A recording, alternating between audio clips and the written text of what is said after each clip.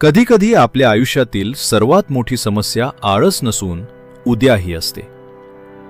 उद्या मेहनत करू, उद्या स्वतःला बदलू, उद्या अभ्यास करू आणि हाच उद्या आपल्या आजचे यश चोरून नेतो.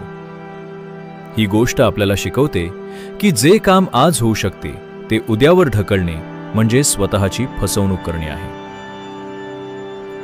आर्यनची वाईट सवय. ही गोष्ट आहे बिंदुपूर गावातील आर्यन नावाच्या एका मुलाची. आर्यन अभ्यासात हुशार होता. त्याला गोष्टी लवकर समजायच्या. पण त्याची एक खूप वाईट सवय होती. प्रत्येक महत्त्वाचे काम उद्यावर ढकलणे. अभ्यासाच्या बाबतीत त्याचे एकच उत्तर असायचे, अजून खूप वेळ आहे, उद्यापासून नक्की वाचेन. परीक्षेचा काळ. वार्षिक परीक्षेला फक्त 1 महिना बाकी होता. त्याची आई त्याला प्रेमाने समजावून सांगायची की बेटा, थोडा थोडा अभ्यास करत जा, ऐनवेळी धावपळ होईल. पण आर्यन हसून म्हणायचा, आई, अजून पूर्ण महिना आहे, उद्या पहाटे 4 वाजता उठून नक्की अभ्यास करेन. पण तो उद्या कधीच आला नाही. दिवस असेच खेळण्या बागडण्यात निघून गेले आणि बघता बघता पूर्ण महिना संपला. परीक्षेला आता फक्त 2 दिवस उरले होते. आर्यन घाबरला. त्याने विचार केला की रात्रभर जागून पूर्ण अभ्यासक्रम संपवून टाकू. पण पुस्तक उघडताच त्याला जाणीव झाली की त्याने वर्षभर अभ्यासाला किती हलक्यात घेतले होते. निकाल आणि पश्चात्ताप. परीक्षेच्या दिवशी पेपर हातात आल्यावर त्याचे हृदय धडधडू लागले. प्रश्न ओळखीचे वाटत होते, पण एकाही प्रश्नाचे पूर्ण उत्तर त्याला आठवत नव्हते. निकाल लागला तेव्हा आर्यन नापास झाला होता. त्याचे मित्र पुढच्या वर्गात गेले, पण तो तिथेच राहिला. पालकांच्या डोळ्यातील दुःख पाहून त्याला स्वतःची खूप लाज वाटली. आजोबांची महत्वाची शिकवण. त्या संध्याकाळी तो रडत आपल्या आजोबांकडे गेला.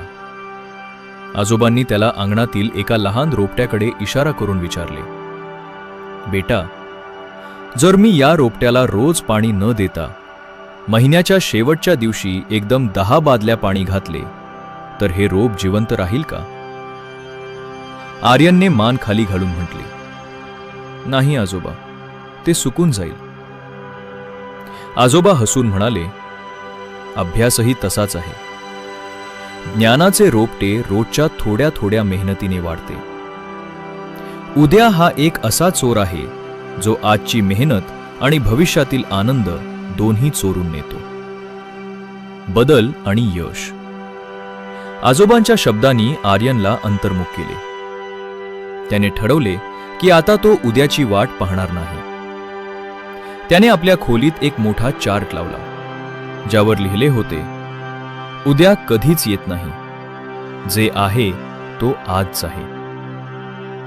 पुढच्या वर्षी आर्यन पूर्णपणे बदलला होता. शाळेत जे शिकवले जायचे त्याचा तो त्याच दिवशी घरी येऊन सराव करायचा. हळूहळू अभ्यास त्याच्यासाठी ओझे न राहता एक सवय बनली. वर्षाच्या शेवटी जो आर्यन कधी काळी नापास झाला होता त्याने पूर्ण जिल्ह्यात प्रथम क्रमांक पटकावला. तात्पर्य: यश हे एका दिवसाच्या मेहनतीतून मिळत नाही, तर रोजच्या छोट्या छोट्या प्रयत्नातून मिळते. जर तुम्ही आज प्रामाणिकपणे मेहनत करत असाल तर तुमचा उद्या आपोआप चांगला होईल. लक्षात ठेवा, स्वप्ने उद्यामुळे नाही तर आजमुळे पूर्ण होतात.